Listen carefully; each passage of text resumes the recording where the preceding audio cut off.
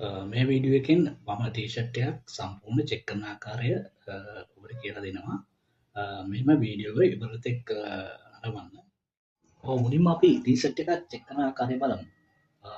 ප්‍රථමයෙන්ම collar එක check කරගන්න ඕන. කොලර් එකේ ඉන්සයිඩ් එකයි අවුට්සයිඩ් එක චෙක් කරගන්න ඕන. ඉන්පසු අපි මෙම කොලර් බෑන්ඩ් එක ඒ කියන්නේ නෙක් ටේප් එක චෙක් කරගන්න ඕන.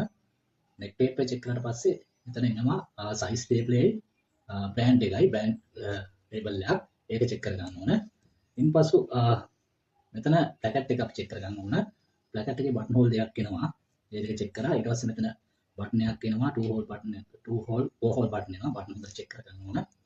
චෙක් කරගත්තාම ඊට පස්සේ මේ ෂෝල්ඩර් චෙක් කරගන්නවා. ෂෝල්ඩර් චෙක් කරගන්නවා. මේ දෙපැත්තෙම ෂෝල්ඩර් එක චෙක් කරගන්නවා.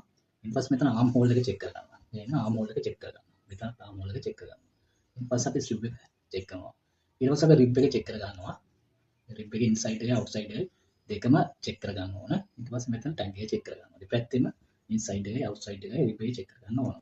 ඊට පස්සේ අපි මේ ටී-ෂර්ට් එක මෙහෙම කරලා ඒක සයිඩ් සීම් එක චෙක් කරගන්නවා. ටී-ෂර්ට් එකේ සයිඩ් සීම් එක මේ සයිඩ් සීම් එක චෙක් කරගන්නවා. ඊට පස්සේ අපි ටී-ෂර්ට් එකේ අනිත් පැත්තේ මේ සයිඩ් සීම් එක චෙක් කරගන්නවා. ඊට පස්සේ අපි චෙක් කරගන්නේ ටී-ෂර්ට් එකේ බොටම් hem එක. බොටම් hem එක චෙක් කරගන්නවා මේ පැත්තේ. පැට්ලොක් එක ගොඩාක් දුර ටී-ෂර්ට් එක පැට්ලොක් එකකින් බොටම් එක යන්නේ. මේ පැත්ත චෙක් කරගන්නවා.